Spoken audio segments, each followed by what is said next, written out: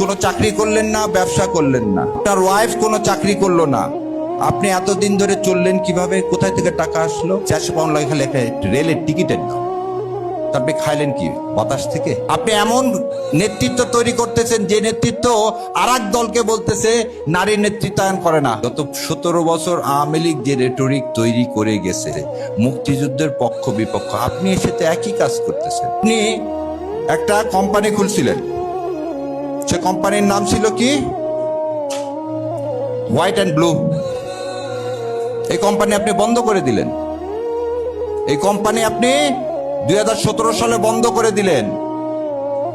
তাহলে আপনি কোনো চাকরি করলেন না, ব্যবসা করলেন না, আপনার ওয়াইফ কোনো চাকরি করলো না, আপনি এতদিন ধরে চললেন কিভাবে? কোথায় থেকে টাকা আসলো? আপনি বলতেছেন বাংলাদেশ জামাত ইসলামের আমিরে জামাত কিভাবে 3,20,000 টাকায় মাসে চলে। আপনি আপনার ভোটের ইয়াতে কি দিচ্ছেন জানেন? আমি দেখাই দিই, বলে দিচ্ছি আপনার। আপনি যাকে নেতা নির্বাচন করতেছেন সে বলছে তার মাসিক ইনকাম হচ্ছে, বাৎসরিক ইনকাম একক দশক শতক হাজার লক্ষ 6,76,353 টাকা। 1 পাউন্ড সমান 170 টাকা। 6 লাখকে যদি আপনি 170 টাকায় ভাগ দেন কত পাউন্ড আসে? 3,000 পাউন্ড। 3,000 পাউন্ডকে আপনি যদি 12 দিয়ে ভাগ দেন কত আসে? 400 পাউন্ড। 400 পাউন্ড লাগে খালি একটা রেলের টিকিটের দাম। তারপরে খাইলেন কি? বাতাস থেকে। তাহলে আপনি এমন নেতৃত্বকে নির্বাচন করতেছেন যে হলফনামা করে বলে দিচ্ছে অসত্য তথ্য। আপনি এমন নেতৃত্ব তৈরি করতেছেন যে নেতৃত্ব আর এক দলকে বলতেছে নারী নেতৃত্বায়ন করে না, আর আপনি নিজে নেতৃত্ব বিশ্বাস করেন না। কেন? সমস্যা কি? আর একটা বললেন কি? ধর্ম নিয়ে বাংলাদেশ জামাত ইসলাম বিশ্বাস করে। 91 ভাগ তাহলে মুসলমান বিশ্বাস করে না ধর্ম? তাহলে 91 ভাগ এদেশের মানুষ মুসলমান না? 91 ভাগ মানুষ এদেশের মুসলমান না?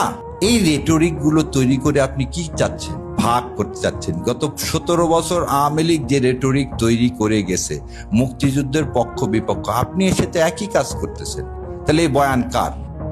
এটা কি হাদিস স্বপ্ন ছিল? এটা কি 24-এ যারা শহীদ হয়েছে, রক্ত দিয়েছে, যাদের বিনিময়ে আজকে আমরা একটা নির্বাচন করতে যাচ্ছি, তাদের স্বপ্ন কি এটা ছিল? তাদের স্বপ্ন তো এটা ছিল না। তাহলে এই স্বপ্নকে সত্য করতে গেলে আপনাকে কি করতে হবে? আরো একটা জিনিস দেখেন, মানে এই কথাগুলো বলি যে ওই ভাই চলে গেলেন, উনি বলে গেলেন না দুইটা কথা। আপনি 45 জন ঋণ খেলাপিকে নমিনেশন দিয়েছেন, তার মধ্যে 7 জন আর হাতে আছে 5,000 কোটি টাকা। 7 জন লোকের আছে কত হাজার কোটি টাকা? 5,000 কোটি টাকা। তারা এই টাকাটা কার? পাবলিকের টাকা। আজকে 3 জনার বলছে নির্বাচিত হলেও তাদের নমিনেশন ফলাফল কি করে স্থগিত রাখা হবে যতক্ষণ মামলা শেষ না হবে।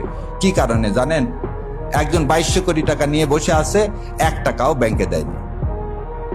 লোকের টাকা যার না দেওয়ার স্বভাব, তাকে আপনি কি ওই সংসদে পাঠাবেন আপনার পবিত্র আমানত হিসাবে?